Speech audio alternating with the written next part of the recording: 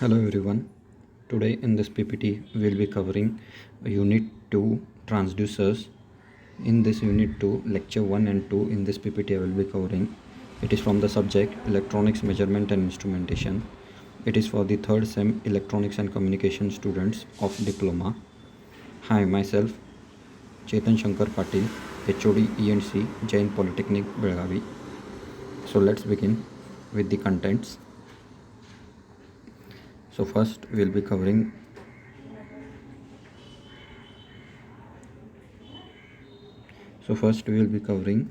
the necessity of electrical transducer, then next selection criteria of a transducer, then active and passive transducer, then analog transducer and digital transducer, then later we will be seeing the summary. Okay, so first, necessity of electrical transducer. Why transducer is necessary? So a transducer, it is defined as a device that receives energy from one system and transmits it to another in a different form.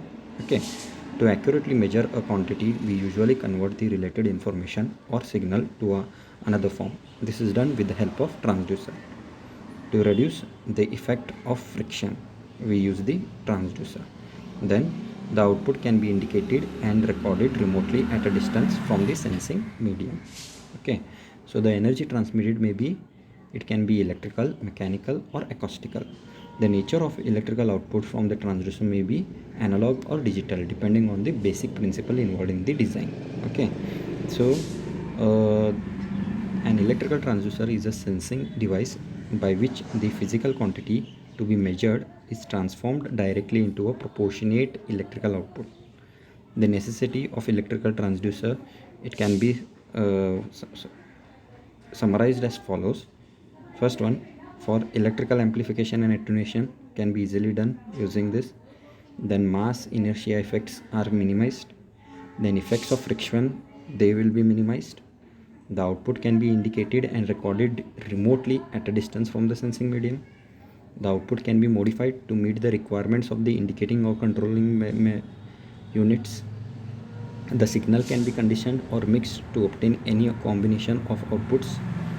The electrical or electronic system can be controlled with a very small power level, and the electrical output can be easily used, transmitted and processed for the purpose of measurement.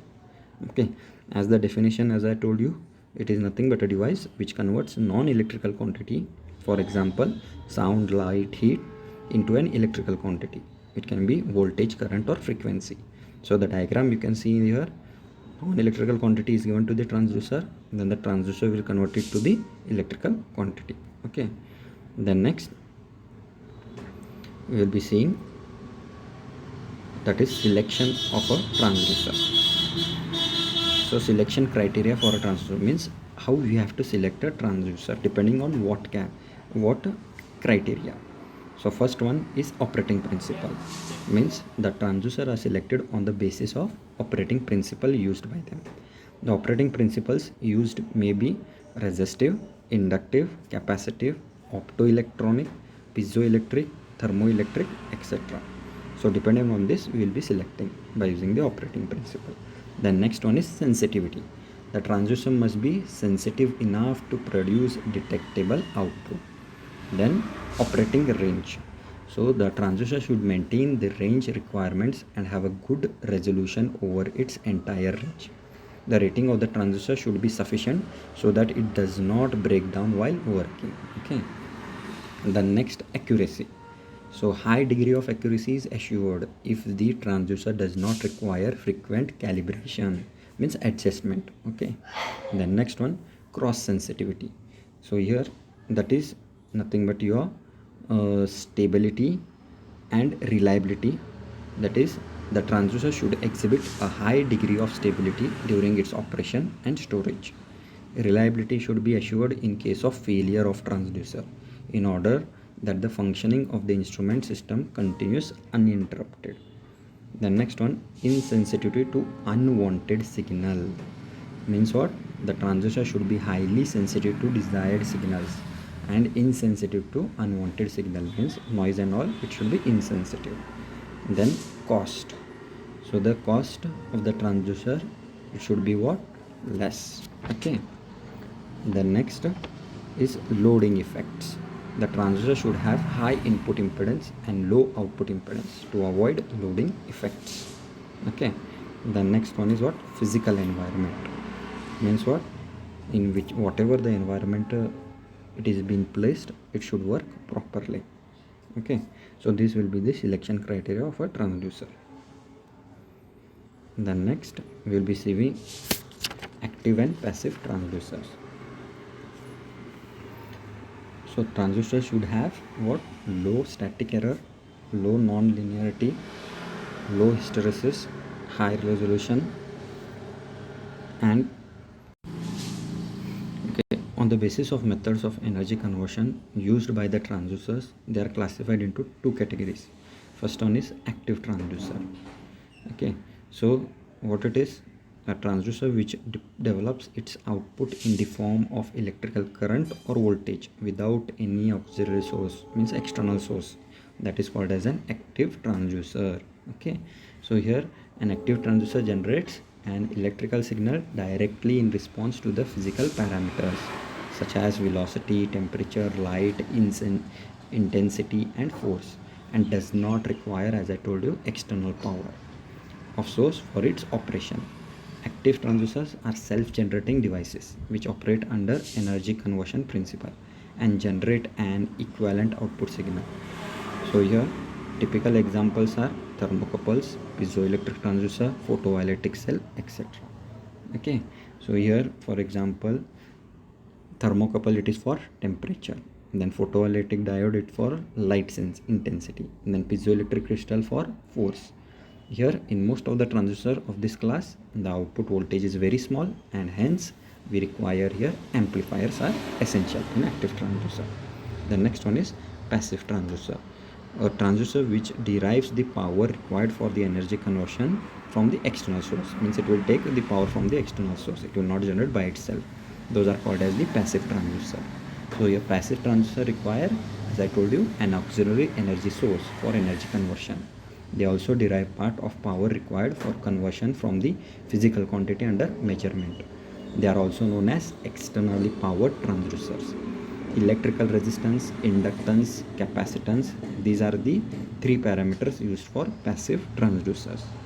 Okay, so here examples are resistance, thermistor, then thermometers, then photo emission cell, etc.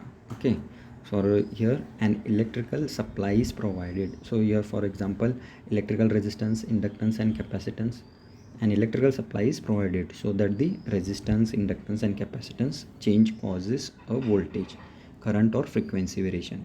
Typical example for this is, I can one more example I can tell you: strain gauge, LVDT, potentiometer, and thermistor. Okay, so examples here you can see in the diagram, that is the variable resistance what is there, then your thermistor is there, then photo emission is there. Okay, then next one is analog transistors and digital transistors. On the basis of type of output, means what output it will produce, the transistors are classified into following two categories. First one, that is analog transistor, that is a transistor which converts the input physical quantity into an analog output, means its output is analog. Okay, that is it is continuous function of time, is known as analog transducer.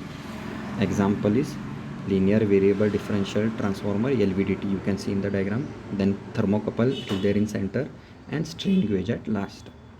So here in analog transducer convert what? Input physical quantity into what? Once again I am telling you, continuous function of time.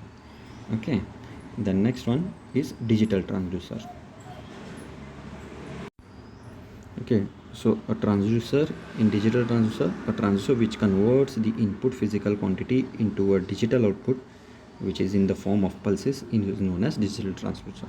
Means whatever the input we are giving physical quantity, it is converted into digital, that is either 0 and 1 over here. Okay, examples are digital tachometer, you can see in that first diagram, and digital optical encoders in that second diagram it is there. Okay, so here Again, I can tell you this digital transducer convert what? Input physical phenomena into electrical output in the form of pulses. This transducer use digital code. So digital code, as I told you, the binary system consists of only two symbols, 0 and 1. So digital signals can be transmitted over a long distance without causing much distortion. Okay, so digital transducers are becoming important. Digital transducer may range from those that count events or provide a frequency output to digital encoders. Sometimes an analog transducer combined with analog to digital converters is called a digital transducer. Okay, so this is your digital transducer. The next thing is what? Summary. So electrical transducers are used mainly to measure what? Non-electrical quantities. And then passive transducers require an auxiliary energy source for energy conversion. An active transducer are what? They are self-generating and do not require auxiliary electrical power supplies. Okay. So by this lecture 1 and 2 is completed. Thank you.